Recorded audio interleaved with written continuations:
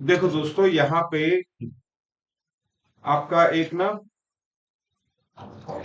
Formula है जिसे बोलते हैं प्रोबेबिलिटी डेंसिटी फंक्शन।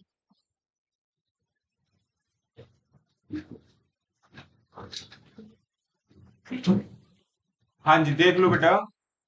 बाइनोमियल और पाइसन का जो फॉर्मूला था उसे बोलते थे प्रोबेबिलिटी मास फंक्शन।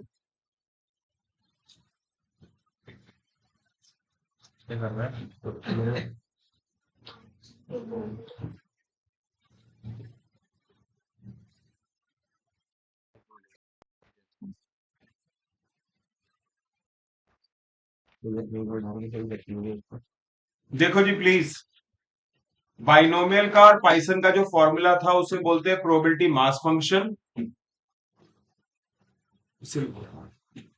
और यहाँ पे नॉर्मल में एक फॉर्मूला होता है उसे बोलते हैं प्रोबेबिलिटी डेंसिटी फंक्शन।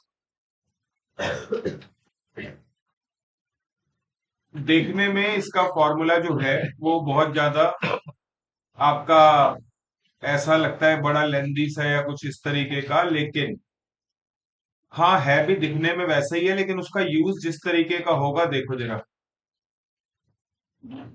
1 अपॉन में स्टैंडर्ड डेविएशन √2 पाई, और इसमें मल्टीप्लाई करो e की पावर -x का होल स्क्वायर अपॉन में 2 स्टैंडर्ड डेविएशन का स्क्वायर।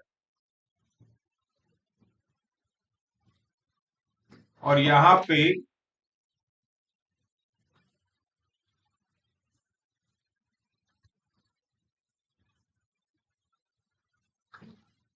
x की वैल्यू इंफिनिटी से माइनस से प्लस इंटू। बेटा ये आपका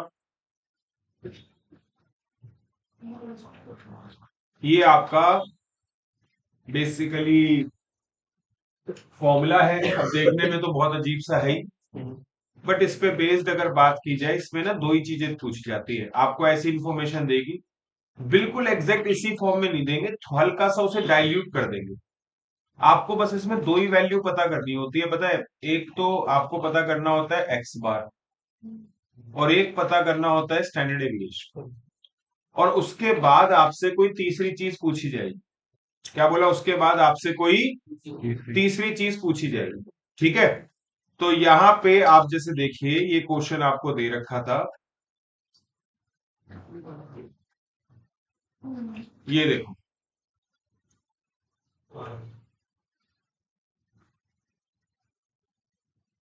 इसमें आपसे बोला गया,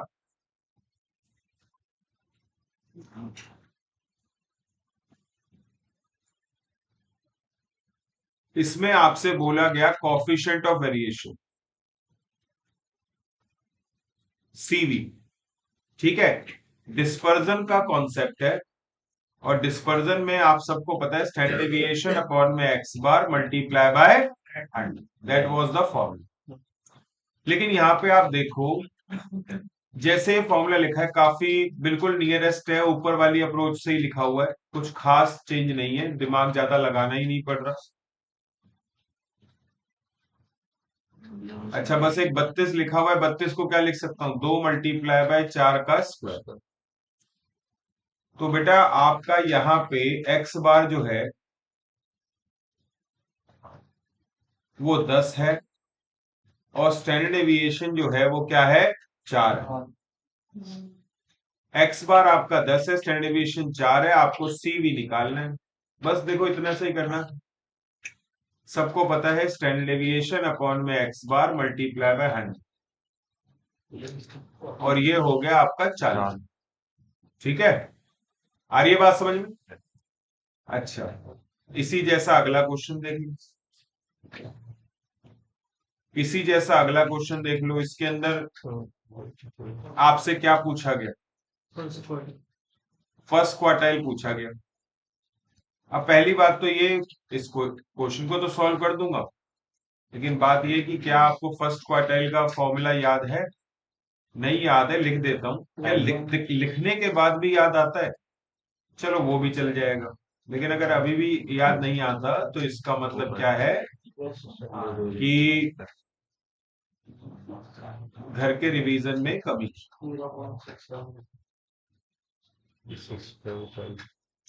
अब यहाँ पे आप देखो, इसको मैं अगर चाहूं तो इसे मैं नॉर्मल फॉर्म में लेकर आता हूं। नॉर्मल फॉर्म में यहाँ पे 2 पाई होता था अंदर। क्या होता था? 2 पाई। अब 2 पाई होता था तो 36 × 2 72 होता है, और 36 को स्क्वायर रूट के बाहर लिखा जा सकता है। बन गया ना उसी फॉर्म में।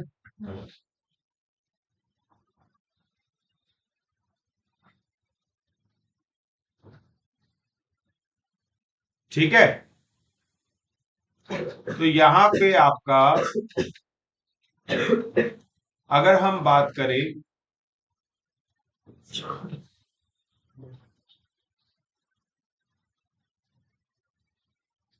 तो ये हो गया माइनस इंफिनिटी से लेकर, सॉरी इस बात की खैर कोई जरूरत ही नहीं है, आप लोगों को बस ये निकालना था तो बस लगा दो आप फॉर्मूला। अब आपको पता तो चल ही चुका है, x बार 10 है, 0.675 स्टैंडर्ड डेविएशन 6 है। यार बता दो वैल्यू कितनी आ रही है?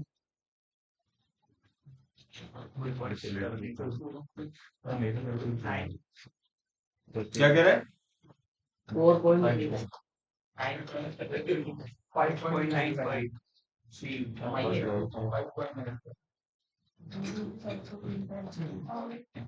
क्या कर रहा था तू? क्या कर रहा था? सीधा माइनस कर दो। 26.75।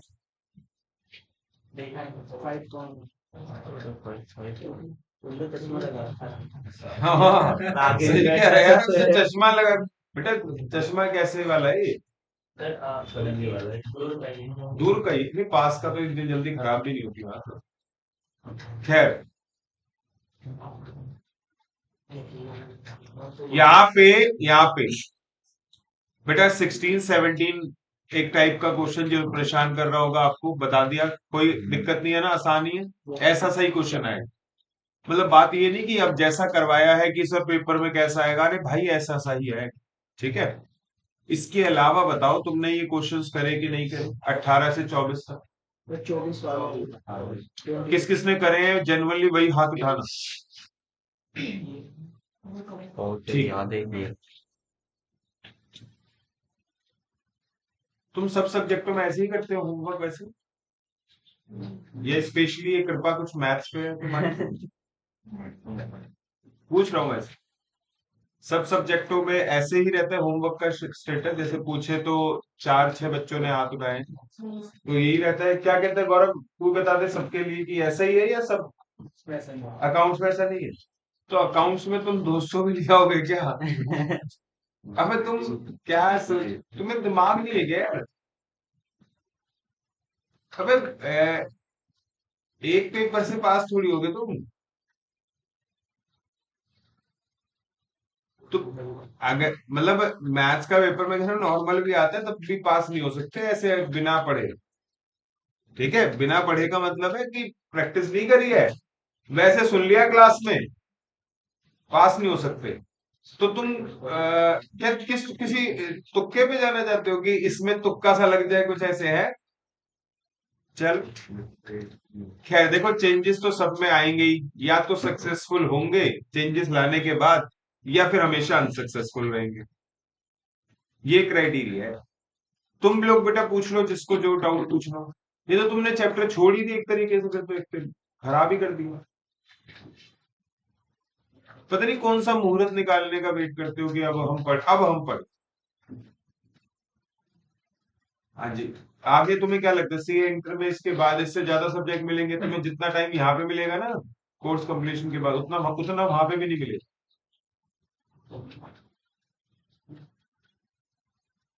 जो जितनी ज्यादा डिटेल में पढ़ाएगा वो उतना लेट खत्म करे। अरे बस समझ, मतलब मैं तो आपको कोई आज से तो पढ़ा, इतने साल से पढ़ा रहे, बता दिया आपको।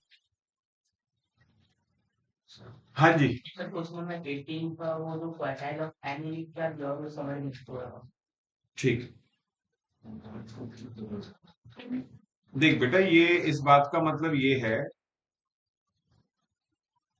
यार, 6 क्वेश्चन नहीं हुए यार, बता नहीं हैरानी होती है, 6 क्वेश्चन नहीं हुए।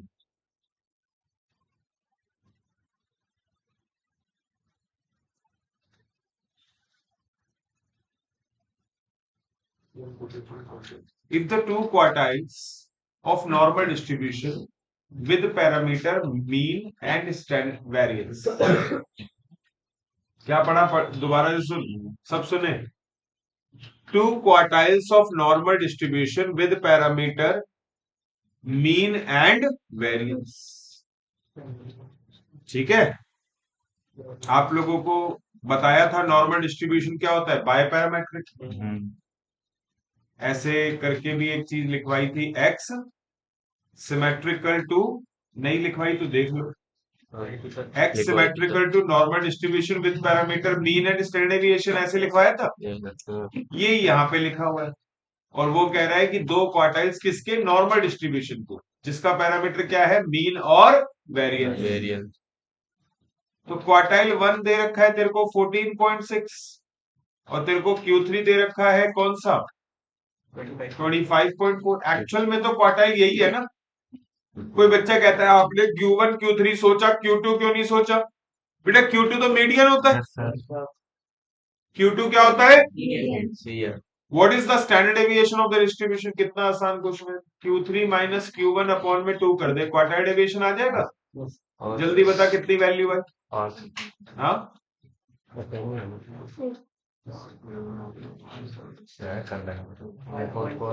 Five point 5.4. ठीक है, और उसके बाद बेटा आप सबको याद होना चाहिए, लास्ट क्लास में, क्लास के एंड में लिखवा के क्या था ना आपको, डिस्पर्जन में पहले भी लिखवाए हुए हैं, और लास्ट क्लास में 6QD equal to 5MD 4SC. QD की वैल्यू 5.4, 4SD नहीं पता, चलो सॉल्व कर लो यार, बताओ जल्दी से SD क्या लिख.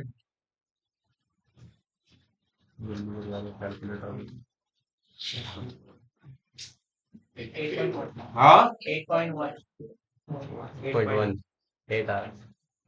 ठीक है, पहले ही बोल चुका हूं, ये सारे फॉर्मूला कैसा रिजल्ट देते हैं, अप्रोक्सीमेटेड.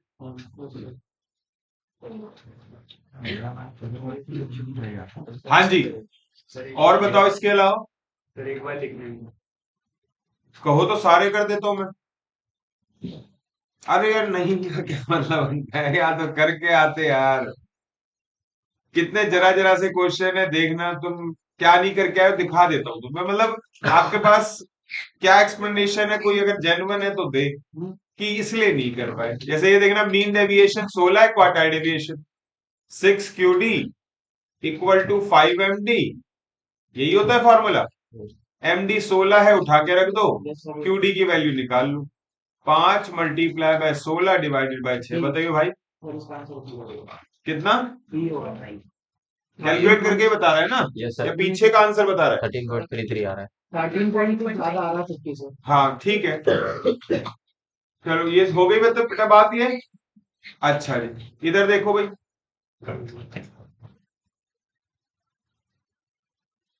एक मिनट दीजिएगा बस.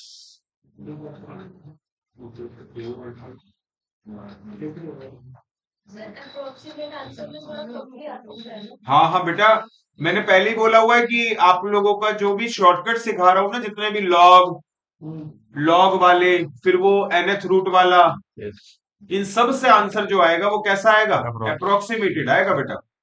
ठीक है,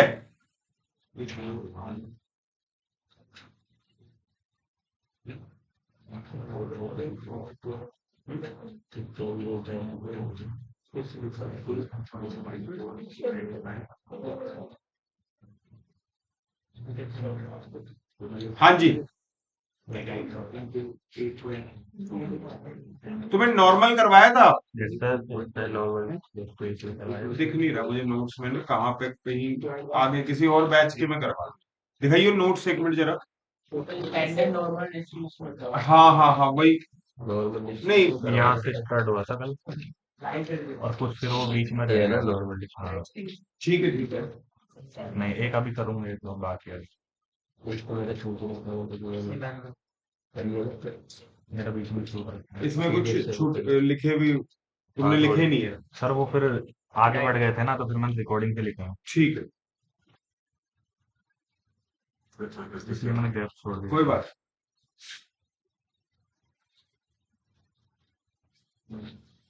चलो गया, राइट।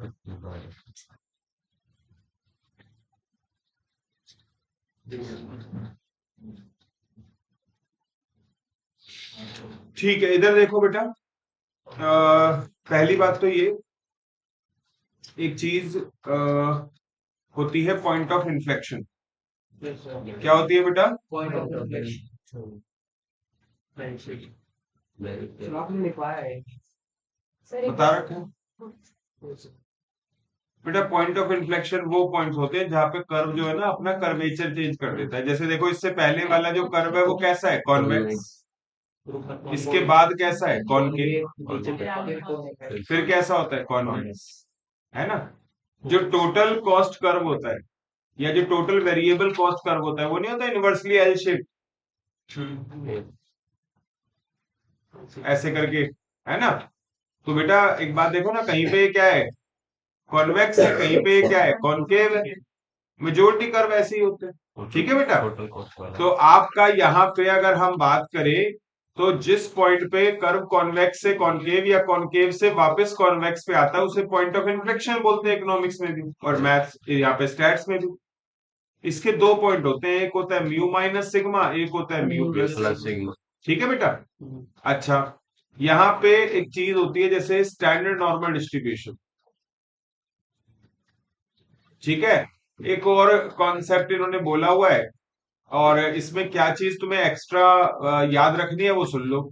एक्स्ट्रा तो खैर कुछ भी नहीं है, बट फिर भी देख लो दोस्तों। स्टैंडर्ड नॉर्मल डिस्ट्रीब्यूशन जो होता है, ये वाला पॉइंट सबको पता है, ये वाला पॉइंट क्या होता है? मीन होता है ना।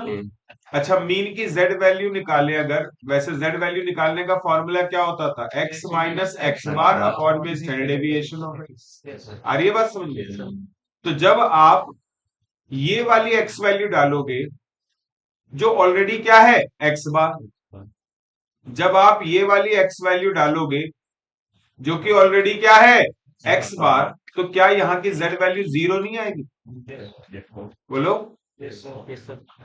अच्छा, स्टैंडर्ड नॉर्मल डिस्ट्रीब्यूशन में याद रख लेना बेटा कि आपका जो मीन होगा ना वो जीरो होगा। वो जीरो क्यों होगा? रीजन दिख गया होगा आपको। एक्चुअली स्टैंडर्ड नॉर्मल डिस्ट्रीब्यूशन में सब कुछ जेड की टर्म्स में होता है, और स्टैंडर्ड डेविएशन जो है वो होता है बेटा 1। क्या होता है? स्टैंडर्ड डेविएशन 1 होता है यहाँ पे। तो अब एक चीज देख लो, आपका यहाँ पे अगर कभी पॉइंट ऑफ इन्फ्लेक्शन पूछे नॉर्मल डिस्ट्रीब्यूशन का, तो आप जवाब दोगे mu minus sigma, mu plus sigma. और अगर कोई पूछे स्टैंडर्ड नॉर्मल डिस्ट्रीब्यूशन, तो आप जवाब दोगे -1 और +1। दोस्तों भूलना मत, म्यू माइनस सिग्मा का मतलब और म्यू प्लस सिग्मा, ये है आपका नॉर्मल डिस्ट्रीब्यूशन, और ये हो गया आपका स्टैंडर्ड नॉर्मल डिस्ट्रीब्यूशन। बेटा यहाँ पे जेड वैल्यू क्या आएगी जरा देख लो ना। म्यू मतलब मीन, इसकी जगह 0 रखो और इसकी जगह 1, और 0 - 1 कितना हुआ? -1, और 0 + 1 कितना हुआ? +1। और देख लो बल्कि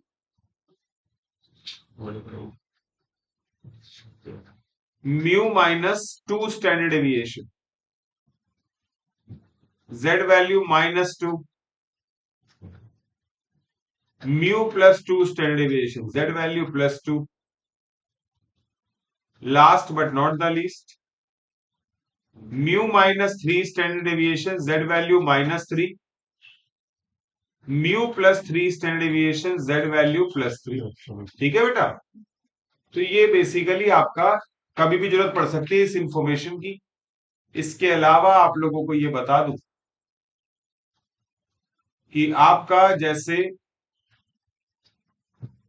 z वैल्यू -1 है और ये z वैल्यू +1 है, ठीक है ना।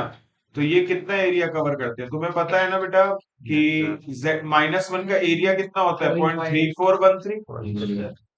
हाँ, तो आपका ये हो गया कितना?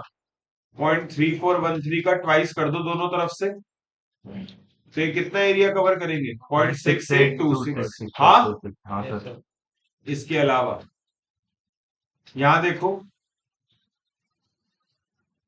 z वैल्यू -2 से लेकर z वैल्यू +2। ठीक है भाई, देखो ये ना ऊपरी ऊपरी तौर पे आपको प्रॉपर्टीज याद करनी है। इसकी डिटेल में मैं आप ले जाना चाहें तो मैं बिल्कुल ऑब्वियसली हम जा सकते हैं, बट मैंने आपको बोल ही दिया स्ट्रेट फॉरवर्ड क्वेश्चन आते हैं। क्या बोला? Straight forward properties based question आते हैं, आपको ये याद रखना। ठीक है ना? आप ये समझो जैसे कि ये क्या कर रहे हो, ये क्या मतलब है, सब कुछ बताया जा सकता है, लेकिन आउट ऑफ द सिलेबस जाना पड़ेगा मुझे। कुछ ऐसी चीजें बतानी पड़ेंगी जो अब हमारे सिलेबस का पार्ट नहीं है, पहले कभी थी। ठीक है, पूरा एक्सप्लेन कर दूंगा, टाइम भी लगाऊंगा, तुम्हारे एफर्ट्स भी लगवाऊंगा, अपने भी लगाऊंगा। बट बात ये लगती है कि एक क्रक्स ये निकलता है कि क्यों उसमें टाइम स्पेंड करें, पेपर में कैसा आएगा। मेन तो वही, क्योंकि थोड़ा सा ना तुम्हारे लिए थोड़ा नया सा टॉपिक है। अब नया सा टॉपिक है तो एकदम से कई बार क्या लगता है कि ये क्या चीज है, इसका क्या मतलब है, ऐसा क्यों, वो क्यों नहीं, ऐसी बातें कई बार आती है माइंड में। बट मैंने बताया कि उसके लिए ना थोड़ा सा आउट ऑफ द सिलेबस जाने वाली बात है। यहाँ पे डायरेक्ट डायरेक्ट प्रॉपर्टी बेस्ड जो लिखवा रहा हूँ ना, जितना भी लिखवाया रजिस्टर में से जो भी होगा उन्हीं में से ही बनेगा सब कुछ। तो यहाँ पे आप जरा देखिए, ये हो गया कितना, z वैल्यू -2 और आपका +2, तो 0.4772 का ट्वाइस कितना हो जाएगा? 0.9544।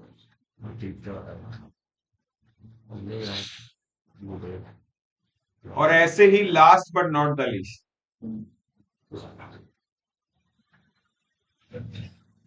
z वैल्यू -3, z वैल्यू +3, 0.4987 का ट्वाइस कर देंगे तो 0.997374 कुछ भी लिख दो। तो ये आपका ये चीज भी पूछी जा सकती है आपसे। ठीक है, कुछ नहीं करके दिखा रखा कि इसका यूज वैसा नहीं है, बस अगर क्वेश्चन पे पेपर में आया तो डायरेक्ट ही पूछा जाएगा ये। और आप लोगों ने, अगर आपने जिसने भी सेट ए करा होगा तो सेट ए के अंदर आपका क्वेश्चन दे भी रखा है। तो आप समझ रहे हो हमने यहाँ पे प्रॉपर्टीज कैसे बना दी, जो बुक्स में पूछा गया है। क्या बोला? जो बुक्स में पूछा गया है उनको सबको हमने प्रॉपर्टीज बना के लिखवा दिया, पेपर में आपका वही सब है। समझ गए? और ऐसा नहीं है कि कोई मतलब तुक्का मार के देख रहे हैं, इतनी बार पेपर हो चुका है तो आइडिया है हमें कि क्या इससे बाहर कभी आया भी है कि नहीं भी आया। क्या चीज बेटा? ये आपको बुक में भी एज इट इज लिखा हुआ मिल जाएगी प्रॉपर्टी। ठीक है, चलो ये देखो, यहां पे अगर हम बात करें तो क्वेश्चन नंबर 19 हो गया। अब क्वेश्चन नंबर 20 देखो।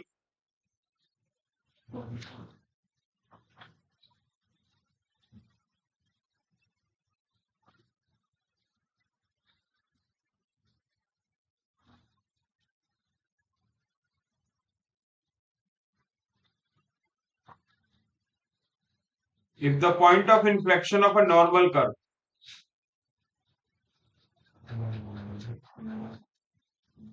mu minus sigma 40,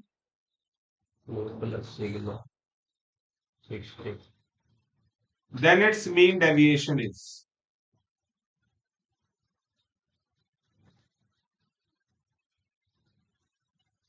ये आपके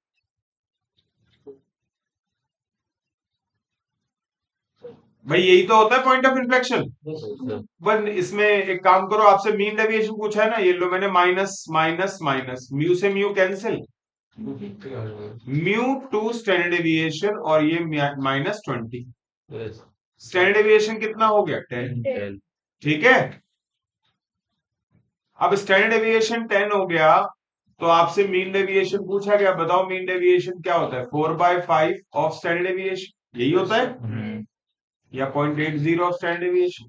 Yes. बेटा आप यहाँ पे करके देखोगे, आपका 0.8 ऑफ 10 कितना आ जाएगा? 8 आ जाएगा। Yes. बोलो हाँ या ना? पक्का? Yes, sir. Yes sir. ठीक है। अब यहाँ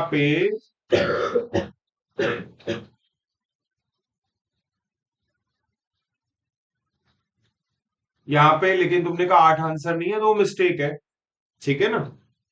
ऑप्शंस में मिस्टेक है। एक एक अटेम्प्ट था जिसके अंदर यहाँ पे 40 की जगह 8 कर दिया था, बाकी फिर वही गलती कर रखी है। तो आपका आंसर जो है वो सिर्फ क्या रहेगा? 8। ठीक है, आगे देखिए।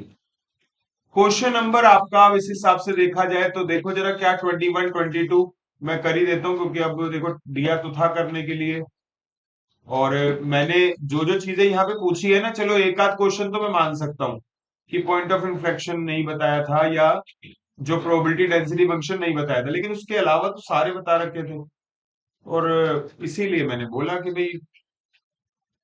और बेटा पता है क्या होता है, ट्राई जब करके आते हो ना, फिर समझाए जाते हैं, तो उससे क्या होता है, वो रिटेन भी रहते हैं। अब क्या होता है, क्वेश्चन यही पढ़ रहे हैं, मैंने ऐसे पढ़ा, क्वेश्चन सॉल्व कर दिया, तुम्हारा जितना भी दिमाग लगा वो सिर्फ सॉल्यूशन पे लगा, क्वेश्चन पे लगा नहीं। बाद में जब वही क्वेश्चन आया, तो क्योंकि क्वेश्चन पे टाइम नहीं लगाया था आपने, तो आप फिर अटक गए। If the quartile deviation of a normal curve is 4.05, then its mean deviation। देख लो, ये मैंने इसीलिए जाते जाते लिख के क्यों भेजे थे तुम्हें, ये वाले फॉर्मूले 6QD बिल्कुल लास्ट में लिखे थे ना, आप देखो नोट्स को, इसीलिए लिखे थे 6QD 5MD और 4 और है। है।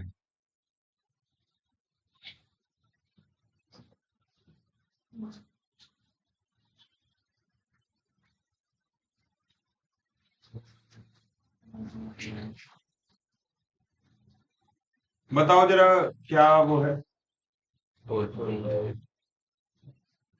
हैं? Sir, वो आ रहा है 4.86. 4.8. फाइनल आंसर बता दिया आप लोगों ने? 4.86. हाँ तो ठीक है ना, इसी को। ठीक है बच्चों, अगला देख लो, ये वाला क्वेश्चन 22।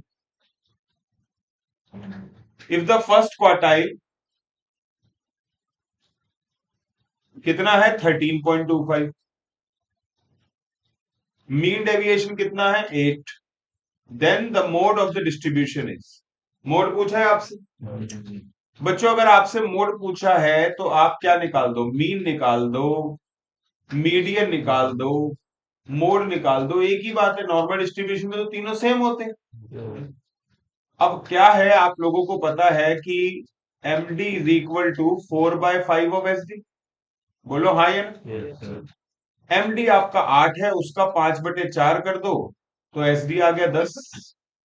आ गया 10। Yes sir. Q1 का formula x bar minus 2/3 of S D equal to 13.25। तो x बार में 2/3 ऑफ 10 कर दो,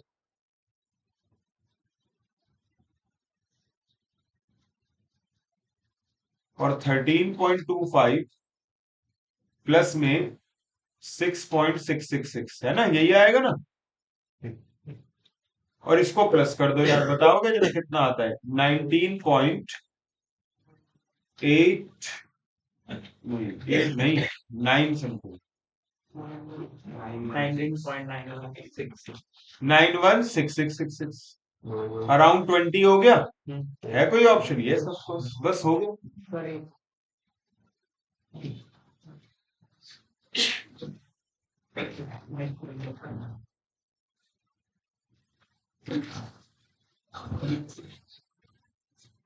सर एक बार वो क्या चीज? अच्छा,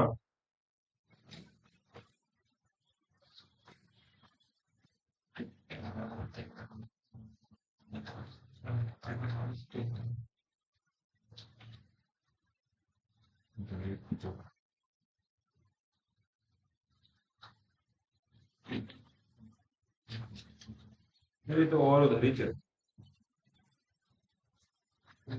इसको इधर घुमा देना गौरव। एक बार इसको इधर कर दे गौरव।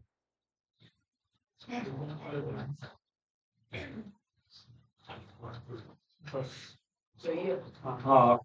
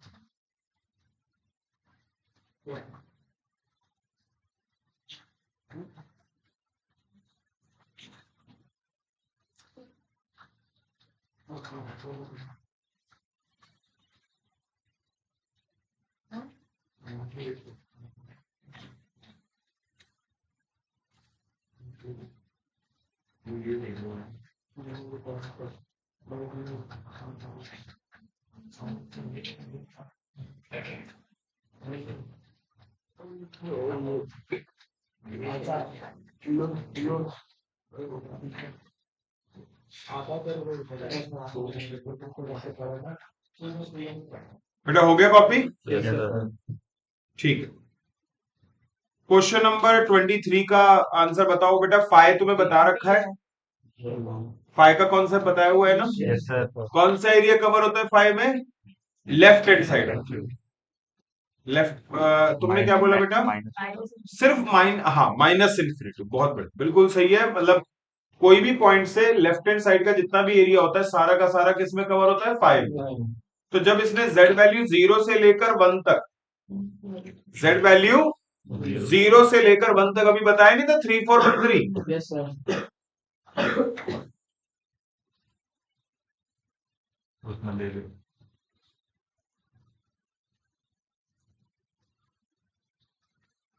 हाँ जी, ये देखो भाई,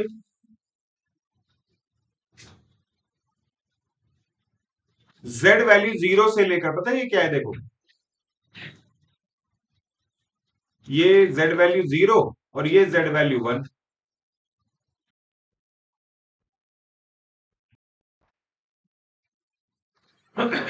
तो ये वाला एरिया 0.3413 आपको लोगों को पता भी है। Yes sir. लेकिन वो कह रहा है कि फाइ, जब फाइ आता है ना तो आपको फाइ का मतलब सिर्फ इतना एरिया नहीं लेना, ये वाला एरिया भी लेना। समझ गए कि माइनस इन्फिनिटी तक, जो कि इस बच्चे ने बोला बिल्कुल सही जवाब।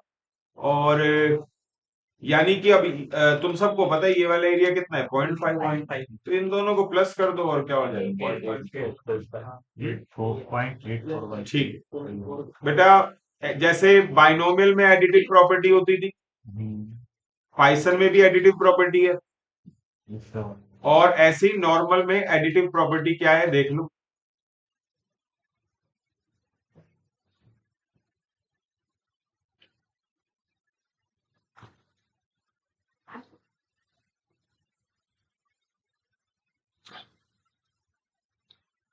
वो एडिटिव प्रॉपर्टी ये है कि अगर कोई एक डेटा है x जो कि किसको सिमेट्रिक है, नॉर्मल डिस्ट्रीब्यूशन को, और एक ऐसे नॉर्मल डिस्ट्रीब्यूशन को जिसका मीन है x बार और standard deviation of x, y symmetric to normal distribution, mean है y बार और स्टैंडर्ड डेविएशन ऑफ y, और if x and y are independent. Additive property में जब भी मैंने लिखा है तो ये जरूर बोला, if x and y are independent. Independent का मीनिंग याद है आप में से किसी को? कि जैसे y equal to a plus b x, या y equal to a into b की पावर x, ऐसा कोई भी रिलेशन होना पॉसिबल। x और y के बीच में कोई रिलेशन नहीं होना चाहिए, कैसा भी। तो यहां पे आपका x प्लस वाई भी नॉर्मल डिस्ट्रीब्यूशन को फॉलो करेगा, जिसका मीन पता है क्या होगा, एक्स बार प्लस वाई बार, और जिसका स्टैंडर्ड डेविएशन होगा वेरिएंस ऑफ एक्स प्लस में वेरिएंस ऑफ वाई का होल एंड। ये एडिटिव प्रॉपर्टी है। आइए अप्लाई करके दिखा देता हूं। ये देखिए,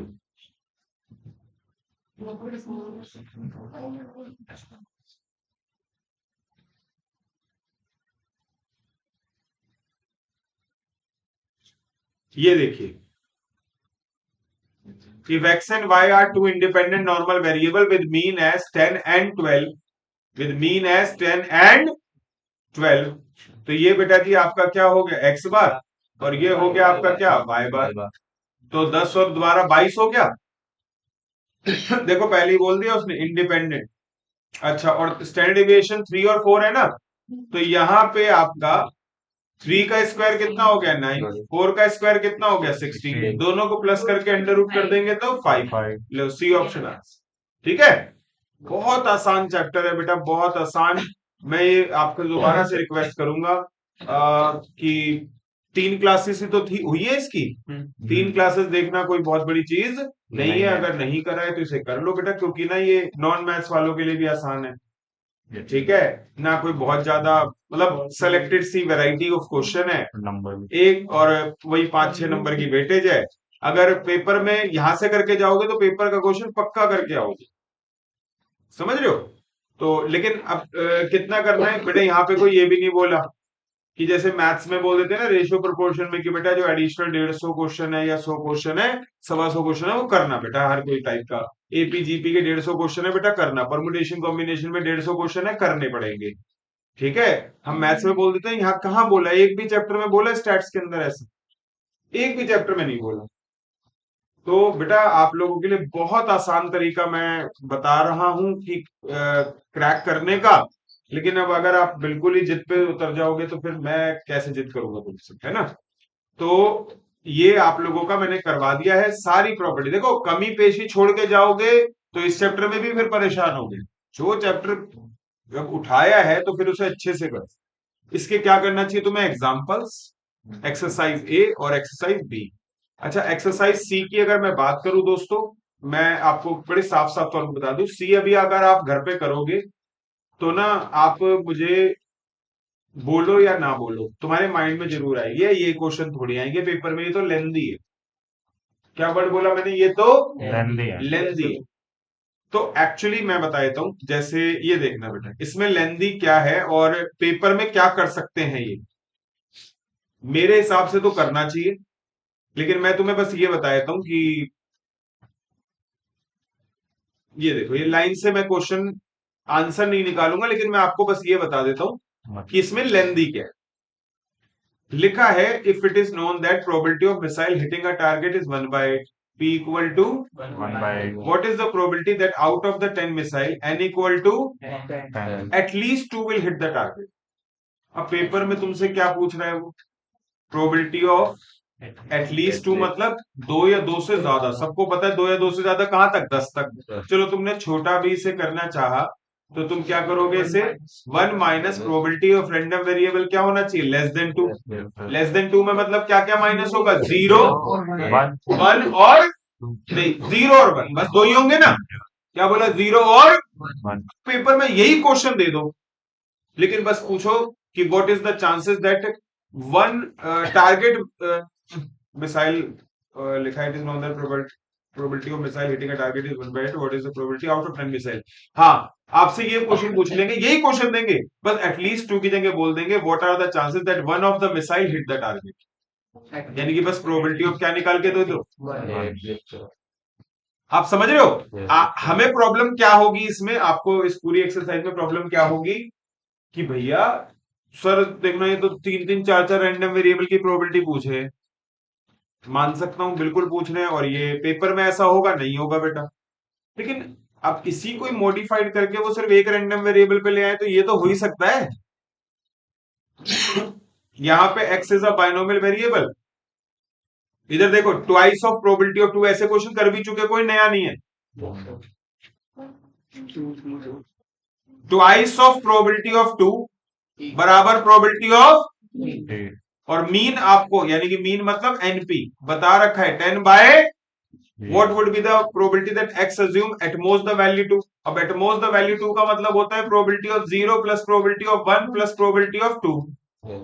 मैं अगर इस क्वेश्चन को मना करूं कि पेपर में नहीं आएगा तो इस वजह से नहीं कि ये डेटा जो दे रखा है, अरे नहीं, ऐसे डेटा वाला क्वेश्चन तो आएगा, बट ये जो 0 1 2 तीन बार प्रोबेबिलिटी निकालने की चीज पूछी गई है वो नहीं आएगा। उसकी जगह क्या कर देंगे, वो एक हाँ एक या दो बस, हाँ इससे ज्यादा नहीं।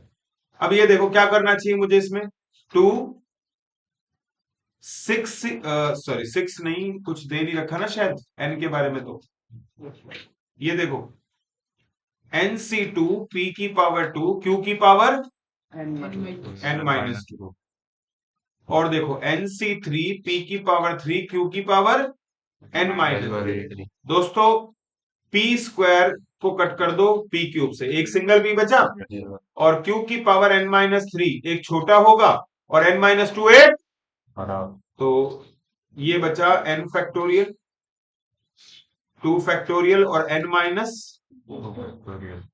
मल्टीप्लाई बाय 2 था, और यहाँ पे Q था, ये बचा n factorial 3 factorial n minus 3 factorial, और क्या बचा P। दोस्तों इधर ध्यान दो, n फैक्टोरियल से n फैक्टोरियल कैंसिल, अबे n माइनस 2 से छोटा क्या होता है, कैंसिल, यहां से फैक्टोरियल हटा दिया, और 2 से, अब एक काम करो 3 फैक्टोरियल कितना होता है 6 को इधर ले जाओ, ठीक है, और n माइनस 2 को उधर ले जाओ।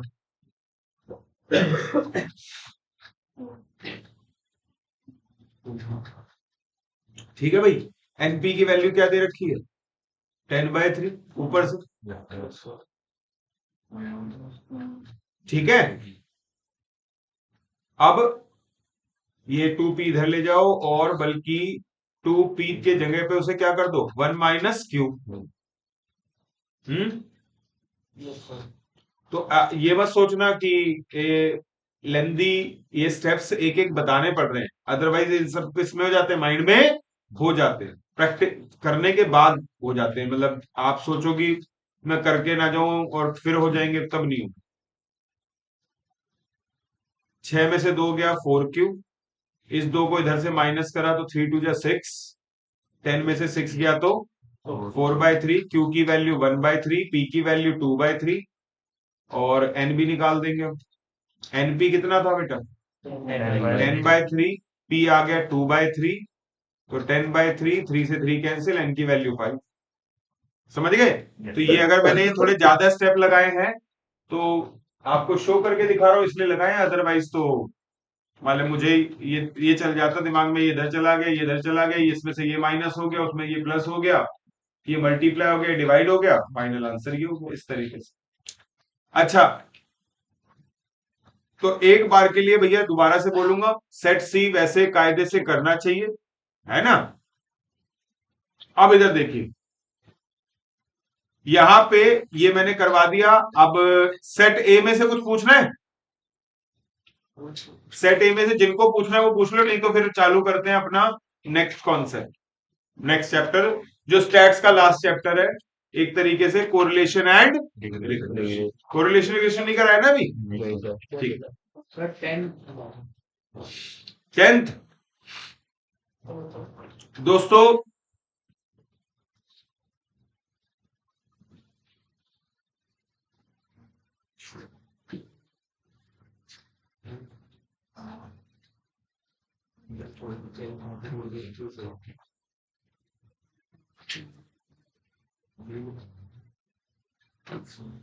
if x is a binomial variable with parameter np that x can assume any value between 0 and n, any value between 0 and n both inclusive, any whole number between 0 and n both inclusive।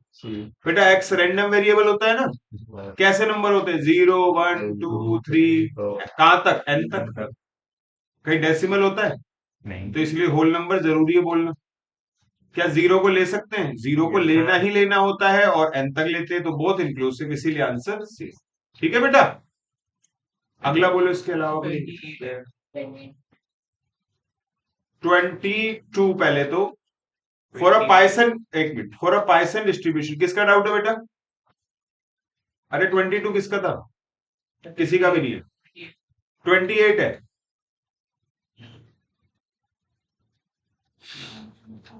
अभी लिखवाया था ना probability density function, बस वो हो गया। अब तो देख ले कौन सा है इसके अंदर से आंसर। ये है बी ऑप्शन, नहीं ये है सी ऑप्शन, नहीं सी भी नहीं।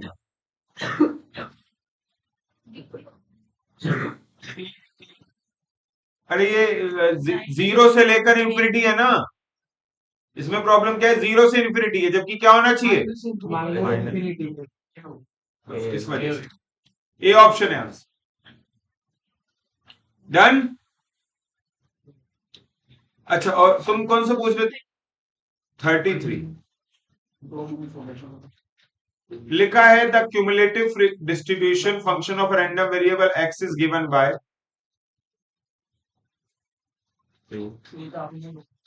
एफ एक्स जो है वो क्या होता है, उसमें एक्स की वैल्यू क्या होगी? लेस देन, हाँ यही होता है बेटा, डी डी ऑप्शन होगा इसका आंसर।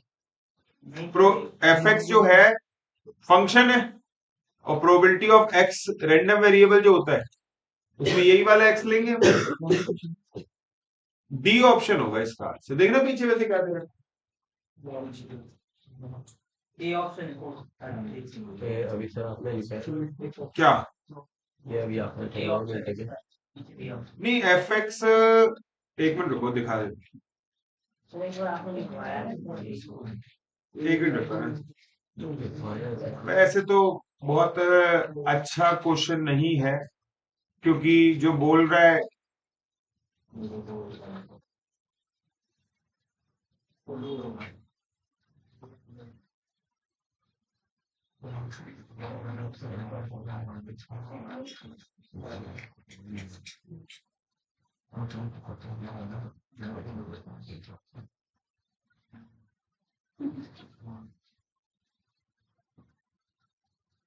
ये देखो, जैसे यहाँ पे ये देखो क्या लिखा हुआ है, दिख रहा है?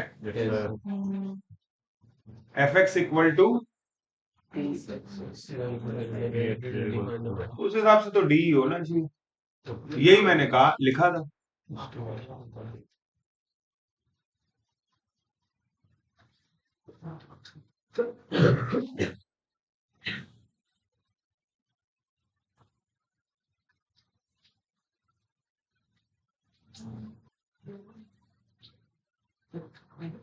ये देखो, ये बाइनोमियल के लिए,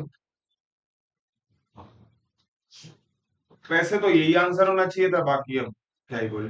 ठीक है, चलो। और यहाँ पे, हाँ 39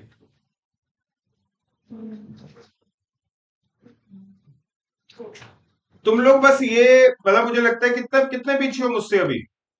जैसे आज मैंने थ्योरेटिकल डिस्ट्रीब्यूशन खत्म कर दिया, तू कितना पीछे है? सर डी है इसका। सर वैसे आते हैं वो, बट मेरे को प्रोबेबिलिटी पढ़नी पड़ेगी और थ्योरेटिकल डिस्ट्रीब्यूशन और लॉ फर्स्ट चैप्टर में, बाकी मैं वो कर चुका हूँ। ठीक है, और मैथमेटिक फाइनेंस आता है मेरे को, इंडेक्स नंबर्स कर देखो। आधे तो तुम बोल दी, देखने पड़ेंगे। देखने स्टैंडर्ड रेंसियो डिस्पर्सन सर, देखने वो हो चुके हैं सर, देखने पड़ेंगे, मतलब फॉर्मूले याद करने पड़ेंगे, क्वेश्चंस को कर रखे हैं प्रैक्टिस। फॉर्मूले याद करो। तुम कितना पीछे चल रही हो?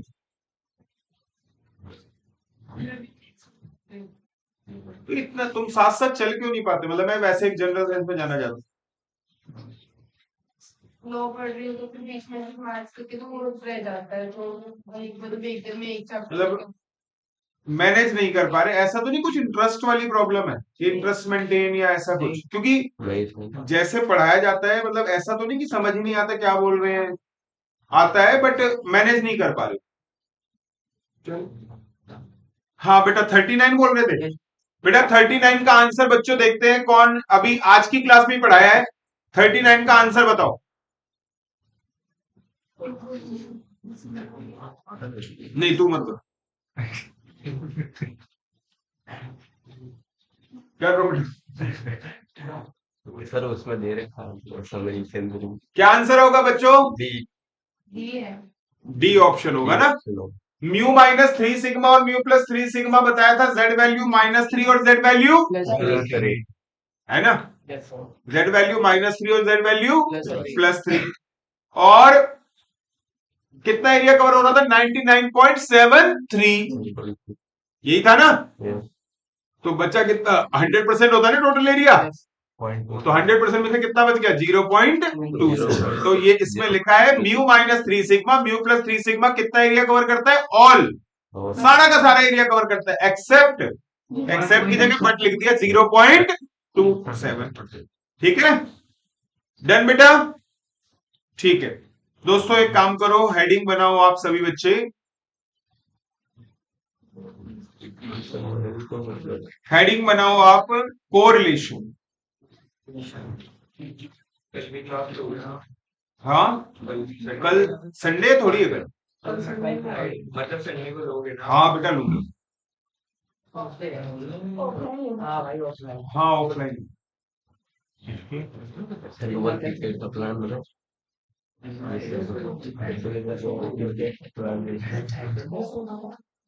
हाँ जी, कोरिलेशन। अब इधर देखो भाई, प्लीज ध्यान दो।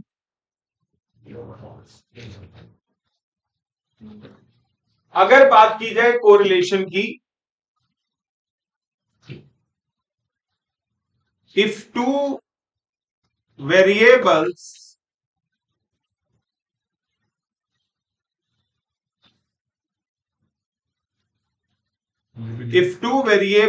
are correlated,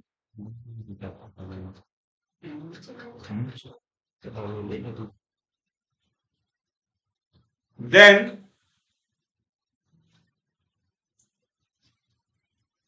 one of the variable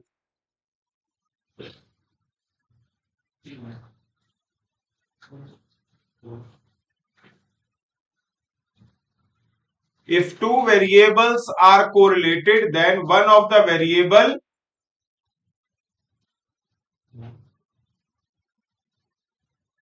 depend upon other.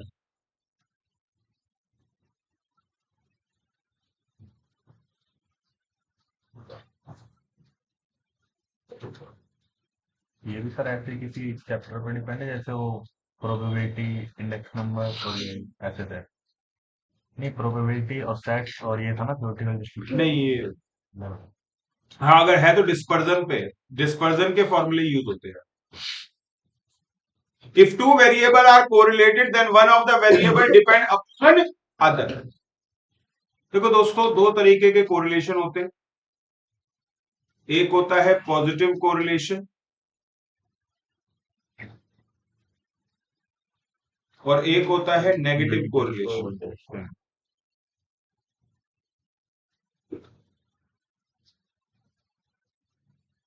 ठीक है बच्चों, पॉजिटिव कोरिलेशन और नेगेटिव कोरिलेशन। पॉजिटिव कोरिलेशन मतलब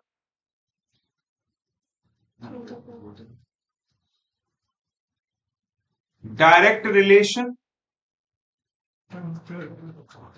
और नेगेटिव कोरिलेशन मतलब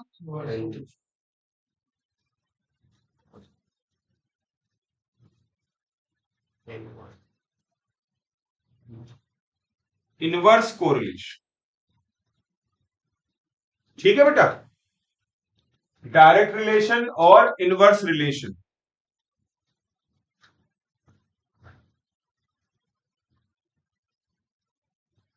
जैसे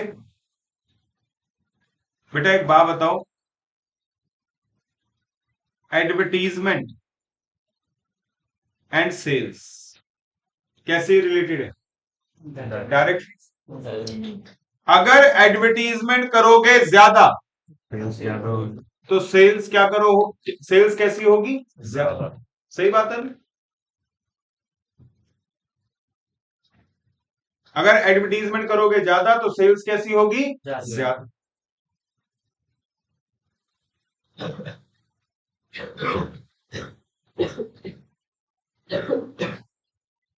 study hours and marks obtained.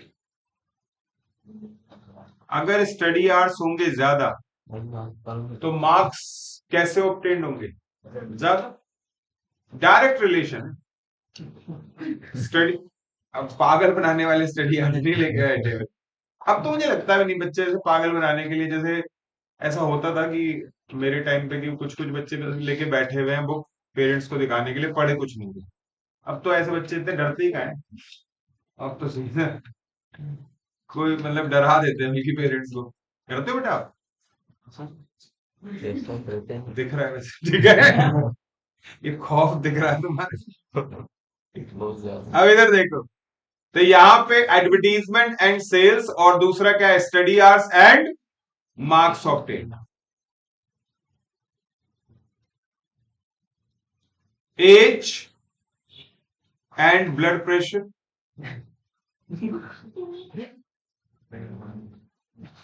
As ज्यादा होगी तो ब्लड प्रेशर कैसा होता है? ज्यादा।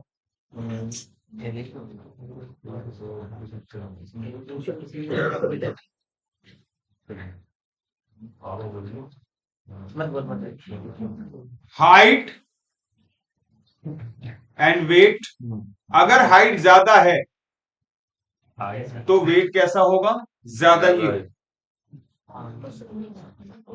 कई बार बच्चे को लगता है ये कैसा रिलेशन।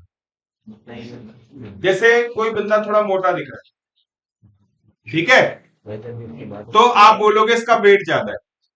लेकिन अगर कोई पर्सन कितना ही पतला दिख रहा है लेकिन उसकी हाइट कैसी है? ज्यादा। मुझे पहली बार तब रियलाइज हुआ जब एक स्टूडेंट मेरी क्लास में 6 फीट 4-5 इंच का था।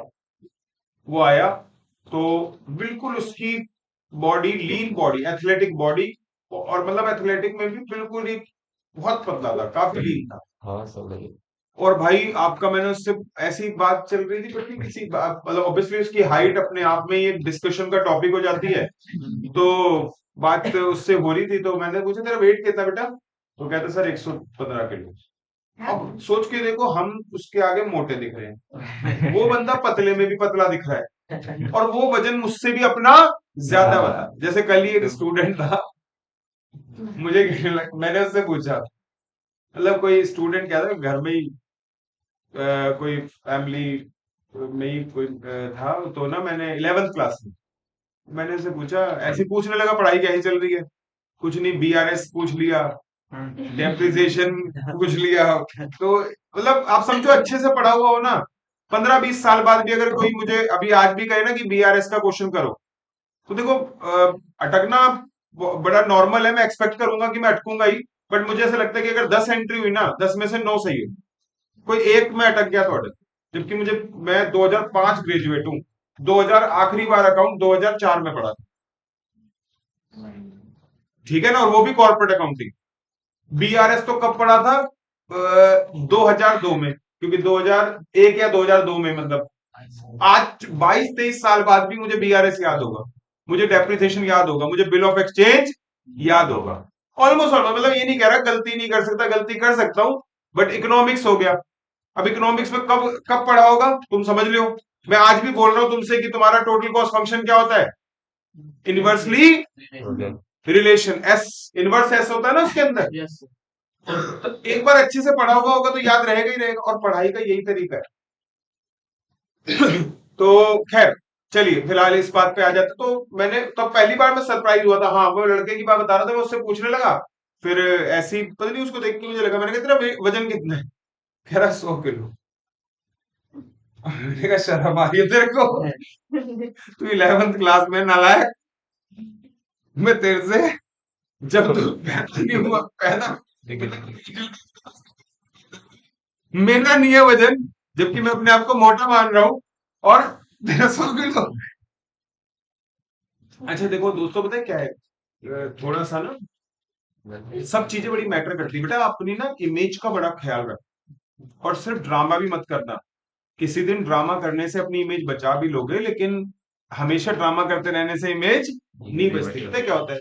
अब जैसे मेरे को एक बंदा मिला जो आर्मी में था, तो उसने मेरी बिल्डिंग में ही रहता है, तो उसने पता है काफी फिट है, ऐसा नहीं कि बिल्कुल ही जॉन अब्राहम बना हुआ है, लेकिन फिट है। और भाई बाद में जब उसे मुझे ये भी पता चला कि वो ऑपरेशंस में ऑपरेशंस समझ गए, J&K के अंदर भाई सब रोज रोज निकलते हैं सवेरे मारने के लिए।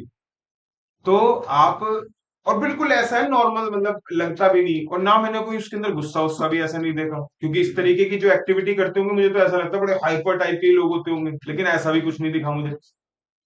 तो क्या कह रही है, बोलना, क्या पूछ रही थी? ये भी अपने जो वर्ड बोल J&K,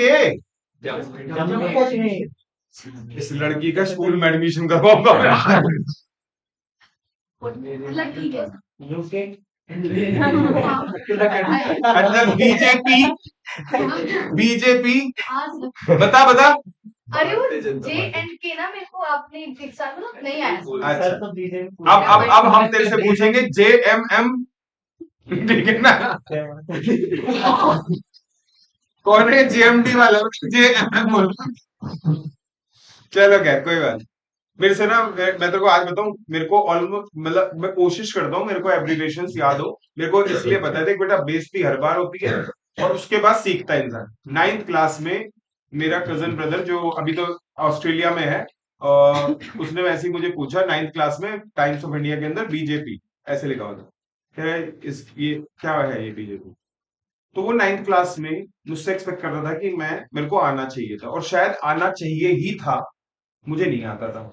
तो जब उसने जैसे अभी किसी से भी आपसे आपने तो सुना नहीं, आपने तो J&K सुना नहीं, बट अब मान लिया ऑब्वियसली एक 12th पास बच्चे से J&K पूछा जाए, वो कहेगा क्या, तो भाई वो किसी दूसरी, वो आज भी 90s में जी रहा है, इसका मतलब उसका थॉट प्रोसेस आज भी 20 साल पुराना है। और वो बड़ा बेकार चीज है, बाद में ना बात बात पे ही इंसान को चुप रहना पड़ता है कि नहीं मुझे पता भी है तब भी नहीं बोलूंगा, थोड़े दिनों में कॉन्शियस ही हो जाएगा, क्यों, क्योंकि देखा इतनी बार बेइज्जती हो गई यार। लेकिन तब से मुझे याद है, फिर मैंने ना सारी एब्रीवेशंस याद करनी शुरू कर दी। खैर इधर देखो, यहाँ पे मैं इनवर्स रिलेशन पे जा रहा था। Relation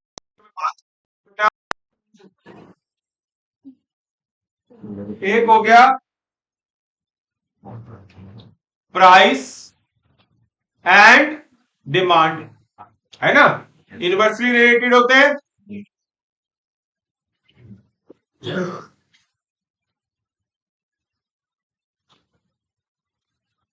speed and distance to stop the vehicle. नहीं, ये तो पॉजिटिव होगा, स्पीड और डिस्टेंस पॉजिटिव होगा। Speed and distance covered speed ज्यादा होगी तो डिस्टेंस कवर्ड ज्यादा ही होगा। डिस्टेंस मतलब बचा हुआ डिस्टेंस टाइम अच्छा, डिस्टेंस रिमेनिंग, हाँ ऐसे भी बोल सकते। स्पीड और टाइम टेकन, जैसे किसने बोला, आर्यन ने, आर्यन ने आयन, तो यहाँ पे आपका इधर देखो, ऐसे बहुत सारे सोच सोच के प्लीज हम यहाँ पे नेगेटिव कोरिलेशन लिख दें, कोई दिक्कत नहीं। ये देखो, if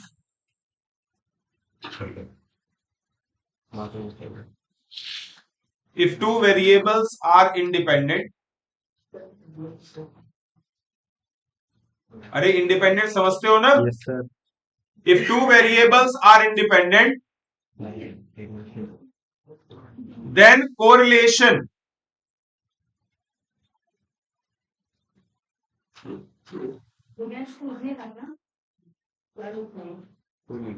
coefficient is 0.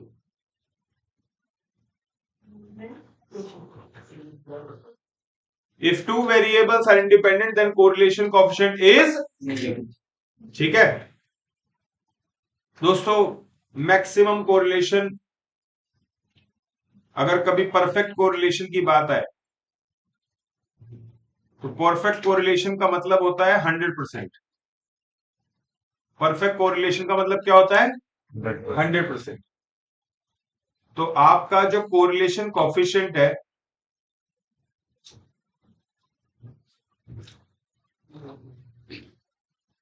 Limits of correlation coefficient. क्या बोला मैंने? Limits of correlation coefficient. बेटा वैसे तो कोरिलेशन कोएफिशिएंट की लिमिट क्या होनी चाहिए? 100% का मतलब समझते हो? 100% मतलब 1। तो कोरिलेशन कोएफिशिएंट की लिमिट क्या होनी चाहिए? 0 से 1। क्या होनी चाहिए? 0 से भाई 1। या तो कोरिलेशन नहीं है या मैक्सिमम क्या है? परफेक्ट कोरिलेशन है यानी कि 1। तो क्या लिमिट होनी चाहिए? 0 से 1। लेकिन यार कोरिलेशन ना माइनस का भी होता है, पढ़ा ना आपके ऊपर नेगेटिव कोरिलेशन। तो बेटा एक बात बताओ, नेगेटिव की वैल्यू नंबर लाइन में 0 के बाद आती है, 0 से पहले आती है? 0 से पहले। पता है ना सबको? बस यही वजह है कि क्योंकि नंबर में negative,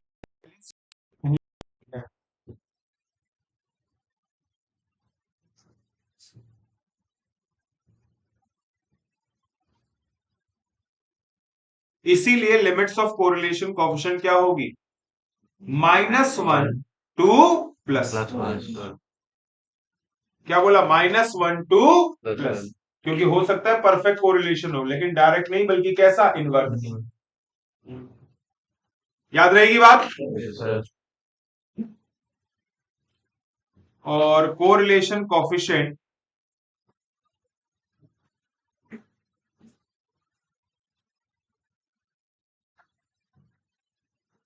is a unit free measure.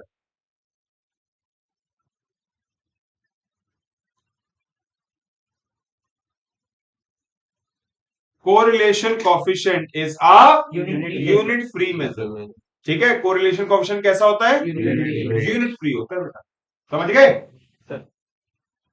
Unit free का मतलब है, सुनो, हाइट और वेट के बीच में कोरिलेशन निकालोगे। हाइट किस में होती है?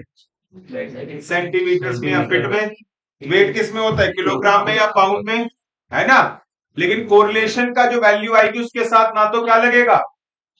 ना ही किलोग्राम लगेगा, ना ही इंचेस, मीटर, कुछ भी नहीं लगेगा। तो इसका मतलब आपका डेटा किसी भी यूनिट में दे रखा होगा, कोरिलेशन पे इस बात का कोई फर्क नहीं पड़ता। इसीलिए इसको क्या कहा जाता है? Unit free. ठीक है ना? अभी के लिए इतना ही रखते हैं। अगली क्लास के अंदर आप लोगों का मेथड्स करवाएंगे और वाइंड अप करेंगे। ठीक है? अगले में खत्म हो जाएगा। संडे को वाइंड अप हो जाएगा। संडे संडे को बड़ी क्लास में। सैटरडे और संडे में खत्म है।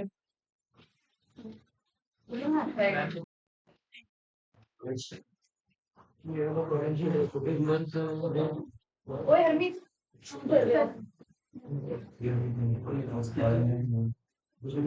ये